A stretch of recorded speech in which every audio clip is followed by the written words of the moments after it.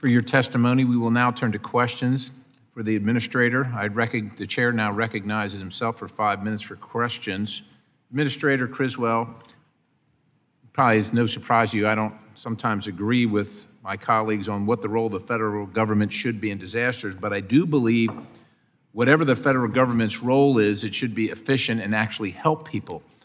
I recently learned of a situation in which a small business contractor has waited months, I actually think it's years now, to be reimbursed for emergency work, and I have heard of some contractors literally waiting years. I used to be a business owner, and your receivables are important. It's how you plan on being able to pay your employees, grow your business, pay your taxes, pay your insurance, buy equipment, etc. How do we expect private sector partners to step up following disasters if they can't count on your administration? But I would imagine if you think you're working for the federal government, that would be a guaranteed paycheck as long as you do the work to standard and as required. But if you're going to wait months and years to the point now where this one particular company is laying off its staff because they can't be paid by you, how do you expect anybody to be willing to work for FEMA in a moment of crisis where you got to move quickly, you're in a hurry, everybody's in a hurry because people are suffering the effects of the disaster? What's your answer to that? How does that get solved? Chairman, I obviously don't have the specifics of the company that you're speaking of, but we work through our states and with our local entities to reimburse for the work that is being done as they rebuild after these storms. Part of our process is to make sure that we are collecting all of the appropriate documentation for the work and making sure that it's done in alignment with. So if it's done and all the paperwork's in this particular instance, and I don't want to mischaracterize anything, you or them, so I'm not going to name that company, but we can talk offline about it. Everybody's doing this, right? They went in and did the work, they relocated their people, they did the work, the disaster's over, everybody's happy and with the work, but yet there are millions and millions of dollars unpaid now for years.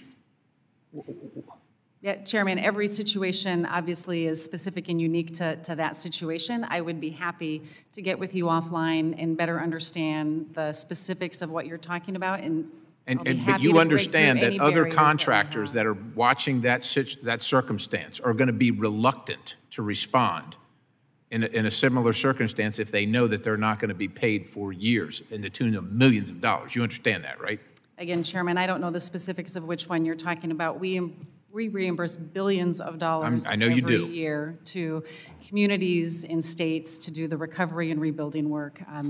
It's unfortunate that there is one specific example that you're talking about, but I'm happy to work with you on resolving that. Okay, ma'am. The devastation in Maui draws concerning parallels to the Camp Fire in California and the role of PG&E in that fire.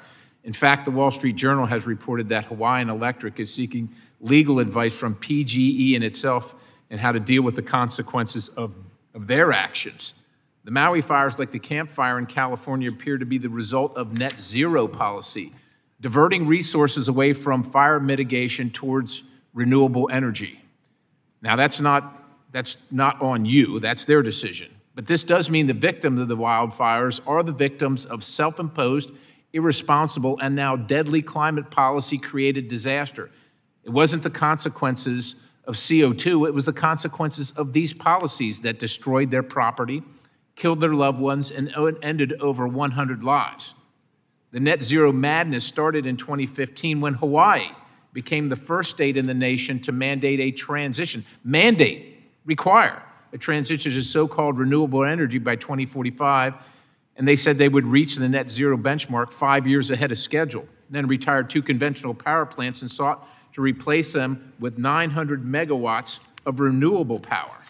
The same year, after one of the worst wildfire seasons in Maui to date, Hawaiian Electric identified the significant risk of wildfire to their system and the need to implement mitigation efforts. They identified it. But then they prioritized renewable energy over fire mitigation. To date, little or no mitigation work has been completed.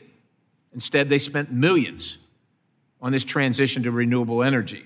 This is a concerning trend of policy-induced wildfires, and it raises a lot of questions about the opportunity to costs associated with rapidly transitioning under mandate, not under market, under mandate, to unreliable technologies at significant cost to the ratepayer and obviously devastating consequences to homeowners.